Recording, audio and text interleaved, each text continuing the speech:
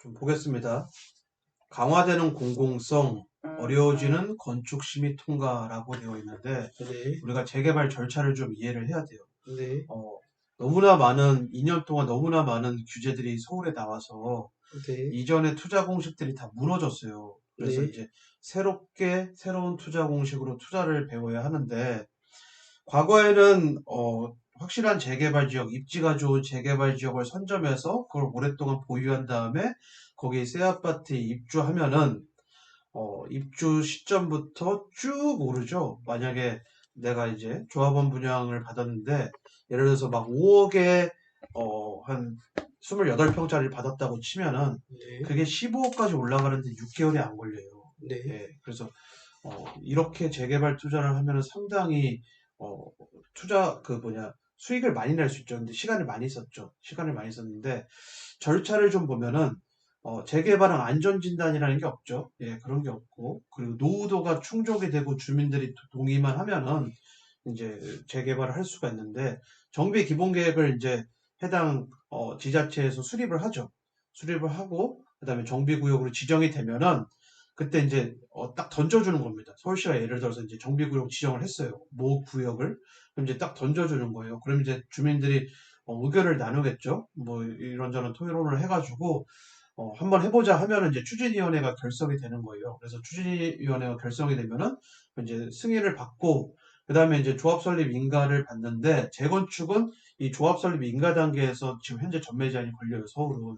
근데 네, 이제 재개발은 관리처분 인가 단계에서 걸리니 조합 설립 인가까지부터는 이제 상관이 없는 거죠. 조합 설립 인가가 되면은 그 다음이 건축 심의, 그 다음 시공자 선정, 사업 시행 인가 순으로 쭉쭉쭉 넘어가는데 잘 생각해 보세요. 관리처분 인가에서 전매 제한이 걸려요. 그러면은 우리는 관리처분 인가 이후에도 이걸 보유할 것인가 아니면 이 이전에 털어야 될 것인가를 심각하게 고민을 해봐야 되는데 서울에서 2023년 이후부터 분양되는 아파트들은 주인이 직접 들어가서 살아야 돼요. 즉 네, 월세와 전세 제도가 없다는 거죠. 그 말은 뭐냐면 정말 재수 없으면 5년 동안 전매 제한이 걸려요. 그래서 5년 동안 그 새 아파트의 주인이 직접 입주해야 되는데 새 아파트가 잘 오르는 게 뭐죠? 만약에 2021년 1월 1일 날부터 입주를 어떤 아파트가 했다면 천세대 아파트가 입주를 했다면 그날부터 월세, 전세, 매매 계약이 활발하게 이루어지면서 분양받은 5억짜리 아파트가 15억이 되는 거예요. 네, 근데 만약에 앞으로 새 아파트가 전매 제한이 걸려서 주인이 직접 들어가서 살아야 한다면, 즉 전세와 월세 제도가 없어진다면 새 아파트의 경우 그 아파트의 가격은 계속 5년 동안 쭉 5억인 거죠. 네, 그리고 6년 차에 전매 제한이 풀려서 팔리게 되는 건데 우리가 그 새 아파트에 들어가려고 새 아파트에 살고 싶어서 이러한 투자를 하는 경우도 있지만 곰곰이 잘 생각해 보면 돈 벌고 싶어서 이런 투자를 하는 건데 내가 투자를 이런 식으로 돈을 벌기 위해서 하는 사람이라면 날벼락인 거죠. 새 네, 아파트를 만약에 여기서 받는다면, 즉 관리처분 그 단계에서 전매 제한이 걸렸을 때 그걸 팔지 못하고 계속 이걸 보유하고 있다면 진짜 날벼락인 거예요. 자, 내가 그래서 만약에 이제 관리처분 때 팔지 못하고 전매 제한이 걸려서 이걸 입주까지 해버렸어요. 그리고 네, 5년 동안 살아요. 근데 네, 그 사이에 1주택이 있는 거죠. 근데 네, 1주택이 있는 상태에서 그 사이에 또 다른 서브 투자를 한다면 일단은 1주택이 있기 때문에 대출이 안 나오죠. 네, 그리고 내가 실제로 이 새 아파트에 살고 있어도 다른 투자를 해버리면 비과세 혜택을 못 받아요. 2주택이 네, 되어버리기 때문에. 그래서 나는 5년 동안 세금을 생각한다면 어떠한 투자도 못 하게 되는 거죠. 네, 물론 대출이 안 돼서 투자금도 없겠지만 그래서 이런 문제점이 사실 있습니다. 그래서 어, 지금 현재 관리처분 인가 단계에서 재개발에 전매 제한이 걸린다는 그런 지금 현재 상황에서 가장 안전하면서도 많이 벌 수 있는 거는 사실 제가 봤을 땐 건축 심의, 시공사 선정, 사업 시행 인가 정도가 요 단계가 가장 많이 벌어요.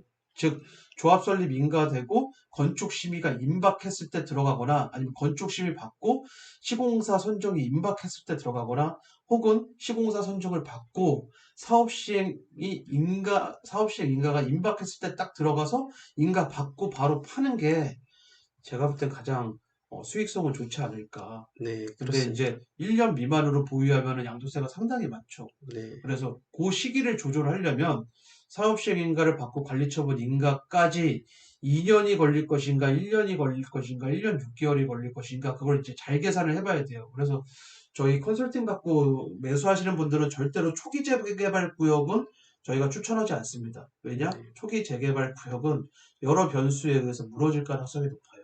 네, 그리고 초기 재개발 구역은 정말 재수 없으면 구역 지정된 지 20년 만에 조합 설립 인가를 받을 수도 있어요. 예, 네, 그래서 그렇습니다. 내 돈이 상당히 오랫동안 묶일 수 있기 때문에 최소 조합 설립 인가를 받고 건축 심의가 임박했을 때 우리 회원을 집어넣어서 사업 시행 인가를 받자마자 팔면은 아무리 짧게 되더라도 2년은 넘거든요. 이 네, 기간이. 그러면 이제 양도세 측면도 괜찮고 만약 리모델링을 해서 실거주까지 하면 비과세도 받는 거죠. 예, 근데 네, 저희는 그렇습니다. 비과세까지 고려하지 않고 어쨌든 그래서 이런 식의 투자만 하는 거, 재개발 투자를 하면 너무 오래 걸리지 않냐, 15년, 20년을 기다려야 하지 않느냐. 만약에 구역 지정 때부터 입주까지 기다린다면 20년, 25년이 걸릴 수 있죠. 근데 네, 그런 시간을 죽이는 투자를 하는 게 아니라 딱 건축 심의, 시공사 선정, 사업 시행 인가만 그런 곳들, 임박한 곳들만 계속 골라서 등기를 계속 갈아타기 하면서 치는 거죠. 네. 그게 기간 대비 수익은 굉장히 많이 법니다. 예. 저희가 왜 굳이 이런 단계를 설정을 했냐면, 한남 3구역 7.8기 끝 건축심의 사실상 통과. 자, 여기서부터 일단 2, 3년 걸린다고 이렇게 써놨지만 실제로는요, 2, 3년이 걸리면 그게 가장 베스트예요. 가장 베스트인데, 여기서 조합 설립 인가 이후에 이 건축 심의에서 엄청나게 시간을 잡아먹어요.